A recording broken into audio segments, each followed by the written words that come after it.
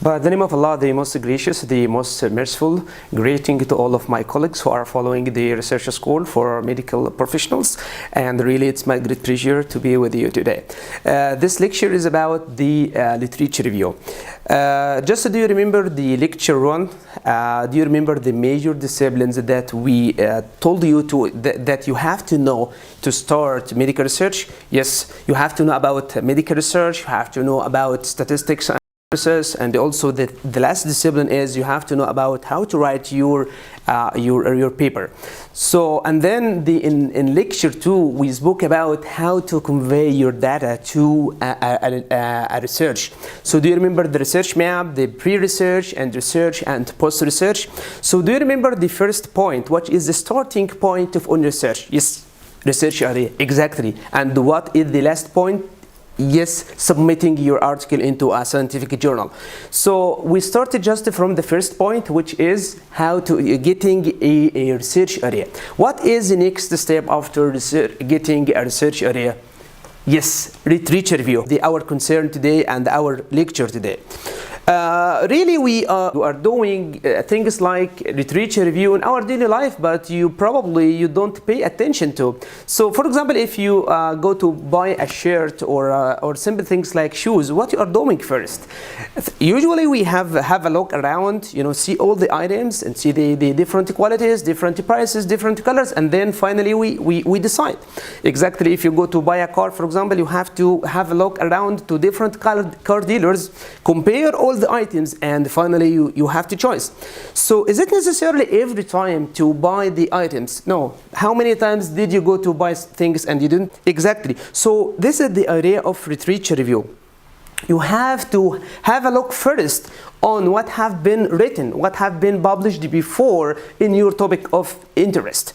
This is the same area we're going to apply today for the literature review. Although there are many videos for literature review, but the research school always stress on practice. So this is from theory to practice. This is just introductory lecture, which is really necessary to understand the PubMed and to conduct the literature review. This is our agenda today. First, the question is why for literature review, and then what are the sources. Number 3, how to do it, and what is the next step after doing literature review, and finally the relationship between the journal, the publisher, and the research engine. Let's start for number 1, why for literature review. I just spoke now about things we are doing in our daily life, so it is a behavior. This is a little bit far from research, but in research I'm going to give you just a couple of questions, and after those questions I think you will know why you are doing literature review. If you are, for example, an editor-in-chief of a journal and you received 200 articles, the journal volume only accepts only 50 articles. So what do you choose? I think the answer is easy: the good articles, the new ideas, and then you are going to reject the other 150 journals. So this is the example number 1.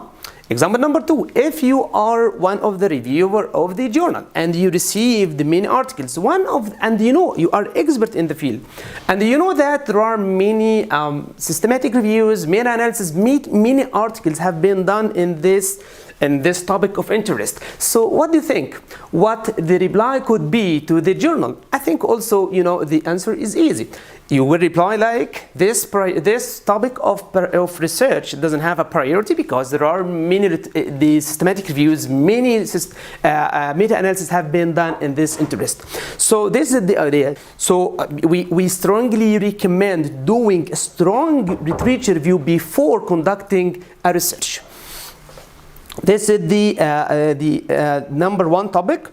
Now we finished why for literature review. This item is done. Let's go to what are the resources. Simply, you can divide the resources of literature review into 3 main items. Number 1, textbook. Number 2, published articles. Number 3, others, includes the expert opinion. So just nowadays I can change textbook into guidelines. Guidelines, I'm going to speak about it now. The guidelines, this is my practice now. If I am doing any research, the first step always to go to the guidelines. The second one is the published articles. If I ask you in the last 3 months, how many times, for example, did you go to the library to do a literature review through books, and how many times did you do online research? I think all of us agree that, you know, online research now is, you know, more common than doing a classic literature review. So published article is the most common source really now for literature review. And then the other, like including the conferences articles, for if you have an article which is just released on a conference, you can take it, that's okay. Also, I'm still considering too much the expert opinion. If I am doing a research on bladder tumor, I always ask an expert in this field. If I'm doing a research in, for example, stone disease, I always ask an expert, especially those people, scholars, especially people who have interest in research and publication. This is the main resources for the literature review. I always say first, always the guidelines. Do you remember the evidence-based medicine? Yes, it is multidisciplinary approach, includes the 3 major disciplines, and the guidelines really is a combination of what? Combination of the research and expert opinion. And here is, as you see here in the presentation, level of evidence and something different, which is grade of recommendations. Not always the high quality research always graded like grade A in the recommendation. So the guidelines is a combination of research and expert opinion.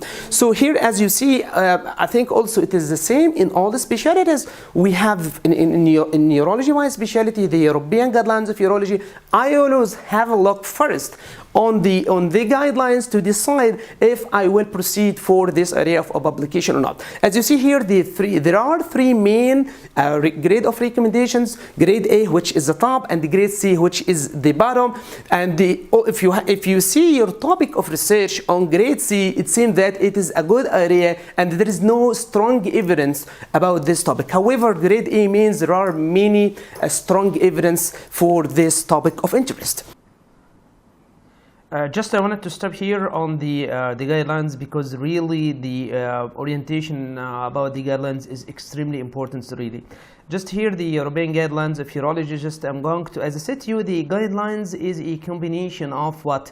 The research and expert opinion. And you see here, those are the experts, and in each section, just I'm going to show you the expertise. You see here, there is the expertise in each section: in the male sexual function, in the benign prostatic hyperplasia, in the bladder cancer. So each section has expertise. Okay.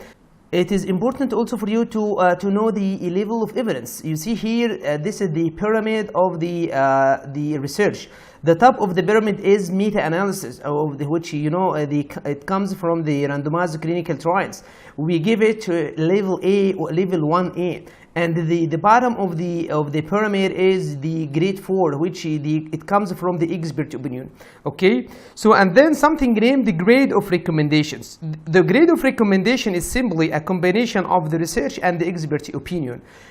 It is usually the highest level of evidence. Usually it given a grade A recommendation, but it's not necessarily the idea. You see, the link between the level of evidence, which comes from the research, and the grade, which comes from the expert opinion of recommendation, is not directly linear. It's usually linear, but it's not a rule. Availability of randomized clinical trials may not necessarily translate into a grade A recommendation. I hope that you understand this issue. Okay. What is the best research? That generates a new theory, which is the best research. Okay. However, if you are working in validating the existing knowledge, you have to work on something which still has a debate. For example, there is a question in my mind: is non-steroidal anti-inflammatory drug the effective or the first line in the management of renal colic? Just I brought a very simple example to be understood by all the medical professionals.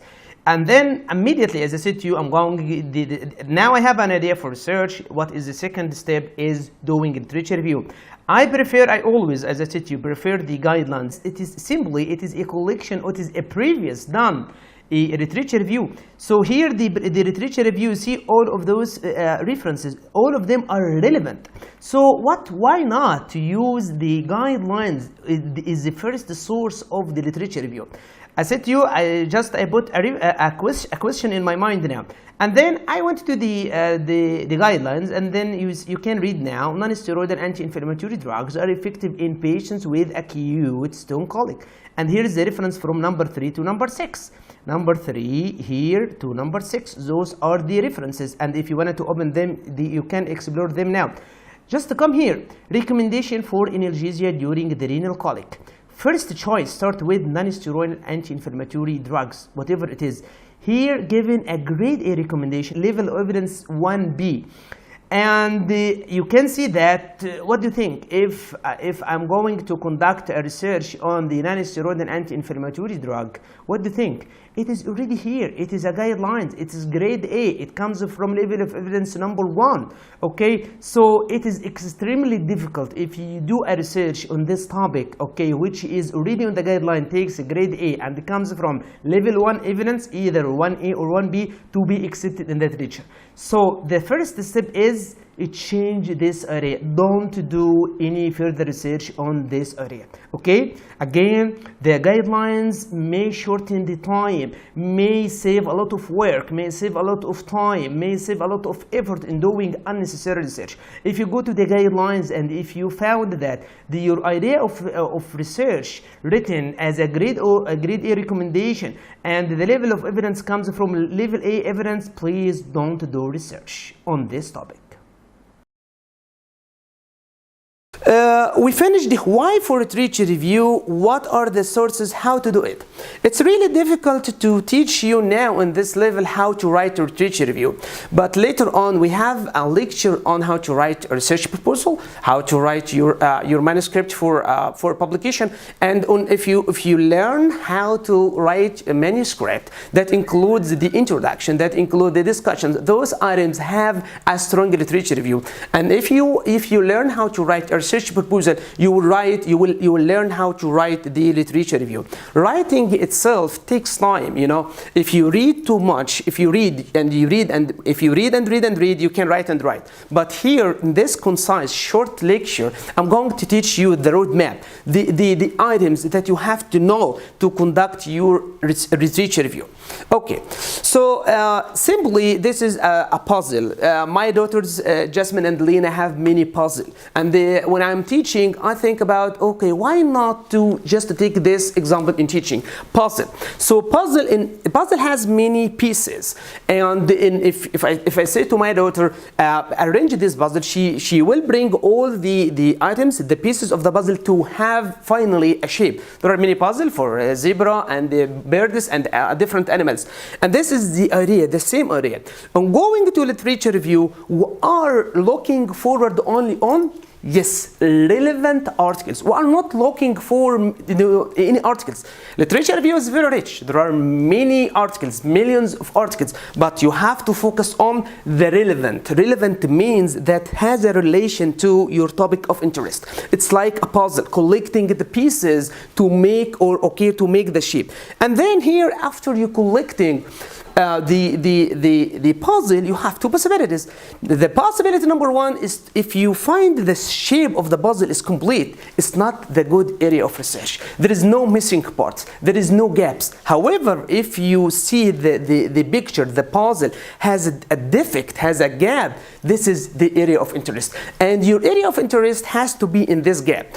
Also, I have to say, you are not collecting only the relevant articles, but we have to comprehend, we have to analyze them. Not only collecting, but we have to integrate them together to have finally a shape. So how can I proceed? My question is, how can I proceed in doing a literature review? Two main dominators, I think, very helpful. I found them in my experience very helpful on conducting a research review.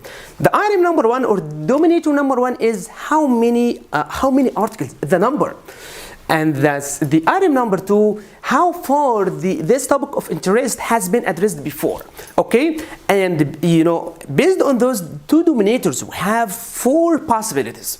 The worst scenario really for research is if you have your topic of interest, if you found many articles like 50 articles, and for example, your area of interest, the medication X, and like 49 of them, okay, said that the medication doesn't work, okay, or the medication works. It means that you found many articles and the topic of interest has been already addressed.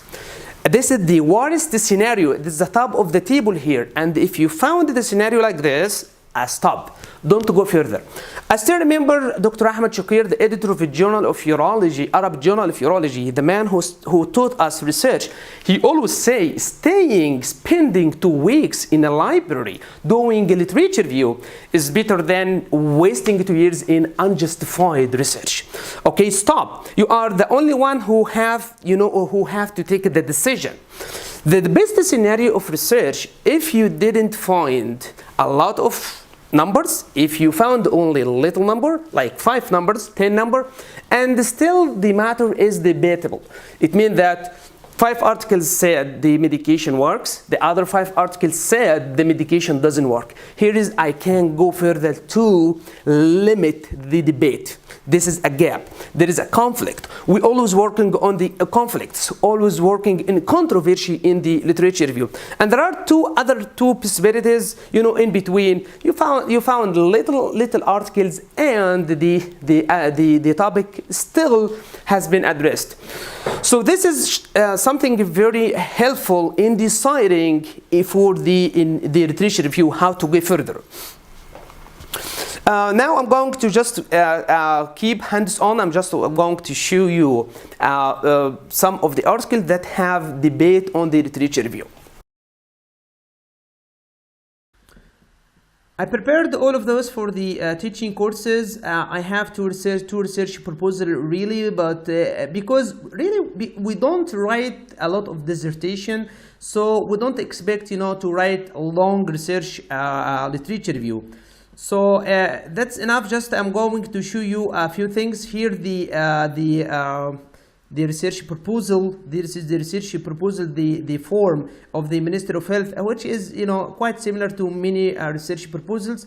And just I'm going to show to you here. You see this section, introduction and literature review. This is very important in any research proposal. So writing the research proposal includes always literature review. Okay. I'm so interested to show you on articles, because we write articles or manuscripts more. So just after this review, I think you will understand a little bit more about the literature review. This is an article about certain medication. Just don't pay attention about the the difficult terms or the technical terms. Just I'm going to from you to just understand the concept. Here, always the introduction, always the first section is, just background. Shivering is something, it is the background.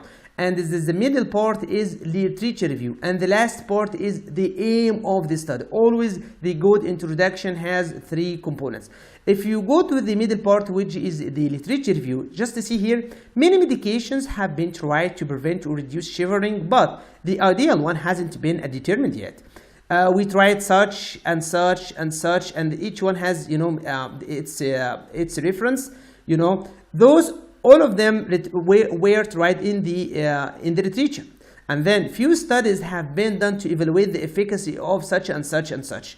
Okay, so here there is the ideal medication hasn't been determined, and a few studies have been done on this medication. And here the aim of the study, we aim to investigate the role of this medication. This is one example. Going to another example. This is a case report, a rare case of heterotropic pregnancy. Heterotropic pregnancy, it is a rare. It is simply presence of intra and extra-uterine pregnancy. What is the issue? Why this paper accepted? Because it is, after spontaneous natural conception. It is after natural conception. The risk factors in the literature, which are known for the heterotrophic pregnancy are assisted reproductive techniques, infertility treatments, pelvic inflammatory disease. But here, this article has been accepted because you see the diagnostic challenge still remains in those who present with heterotrophic pregnancy without identifiable risk factors and with spontaneous pregnancy. So because our case was a spontaneous pregnancy, it was accepted because most of the literature or most of the studies spoke about the risk factors of assisted reproductive techniques, infertility treatments, pelvic inflammatory disease. However, rare cases about heterotrophic pregnancy after you see a spontaneous pregnancy. For that reason, it was accepted. If you spoke about case series, you see a rare condition, which is the inflammatory CD tumor of the bladder, of the urinary bladder. As a rare condition, case reports and series have been mentioned in the literature with little been known regarding the long-term follow-up. So you may expect this case series will cover the long-term follow-up. Okay. Another manuscript which hasn't been submitted yet. Okay. You see here, the literature has substantial experience on such and such, which is renal angioembolization as a safe and effective procedure. However, little is known about the predictors of the unsuccessful outcome of this procedure. Okay, so although there is substantial experience, but little is known about the predictors of the unsuccessful outcome. Just the last one here, if you see the introduction, although the incidence and the risk factors for the development of non-invasive, here we spoke about non-invasive, were reported in many series. Rare studies reported the invasive. Okay, so although there are many studies on non-invasive, we report on invasive. And you may expect here in the aim of the study to cover the muscle invasive. Okay, I think that's enough now. I think now you understand that we used the common words in the literature review, especially in the introduction of the manuscripts. Lack of data, little is known. However, although there is ongoing database, there is a controversy, all of those reflects the debate in the literature. And always put on your mind, your aim of the study, which is the last section in the introduction, has to cover this gap.